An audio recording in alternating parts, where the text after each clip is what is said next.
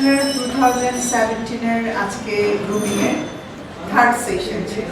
এদের মধ্যে আমি বেশ খানিকটা ইমপ্রুভ দেখতে পাচ্ছি এবং সবচেয়ে মজা লেগেছে যে শাড়ি পরে ওরা বেশ র্যাম্পে যেভাবে মানে পারফর্ম করবে ফাইনাল ডেতে, ঠিক তারই একটা প্র্যাকটিস আমি এসেই দেখতে পেলাম।